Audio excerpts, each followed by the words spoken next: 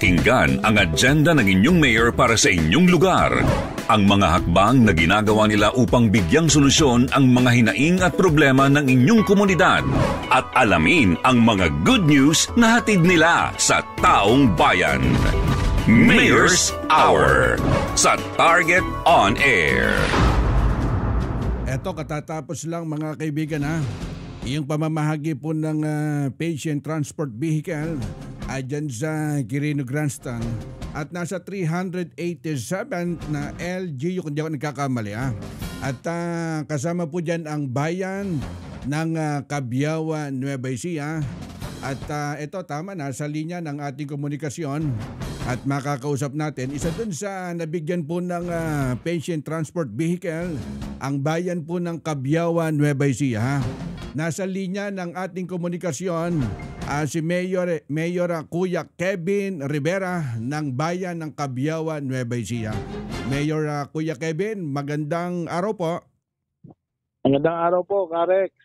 Apo, at tayo po napapakinggan sa DCME, sa Target On Air. At tama po ba, Mayor, at naandyan pa kayo sa Quirino Grandstand, kasama po ang bayan ng Cabiaua, Nueva Ecija na nabigyan po ng patient transport vehicle ng PCSO, Mayor?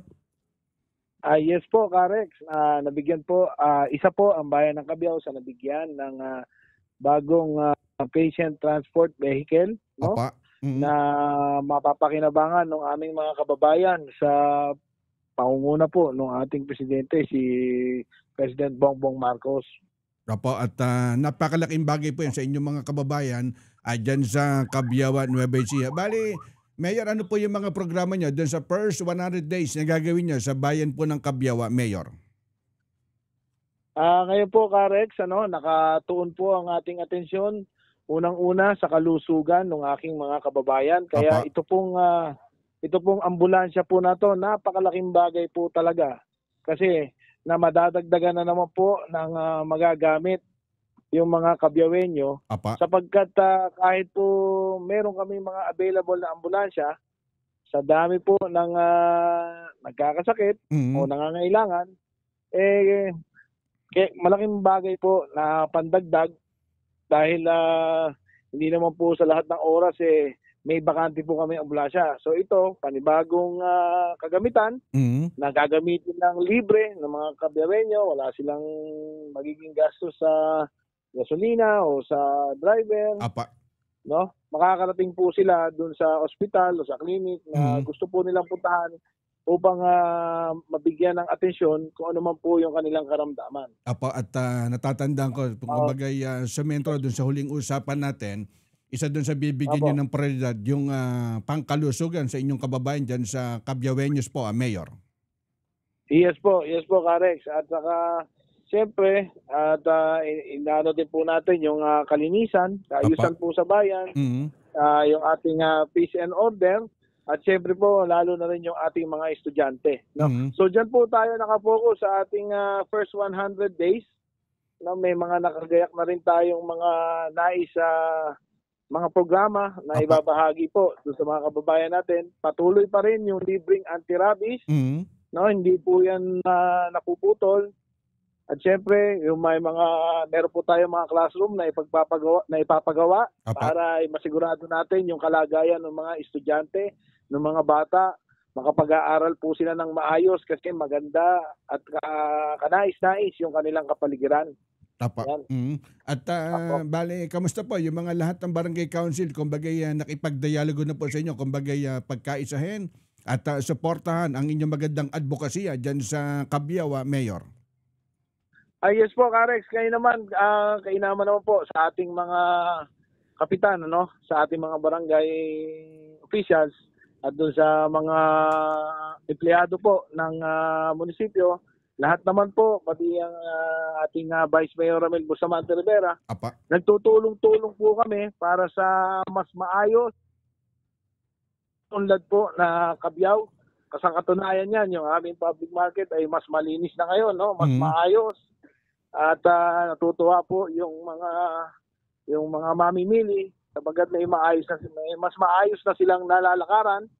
Yun din po sinisikap din natin na mas mapaganda yung mga poultry at mga piggery sa ating bayan upang maiwasan na po yung umaamoy, upang hindi na maging issue sa kalusugan at sa environment po ng bayan ng Cabiao. Apo, at hindi na po namin ganong aabalain, alam namin sa oras na to. At napakarami nyo pang kausap dyan mismo sa Quirino Grandstand. Salamat po sa pagkakataon, Mayor Kevin Rivera. Baka meron kayong mensahe at ito, samantalin nyo na mula dyan sa inyong nasasakupan sa Cabiao, Mayor.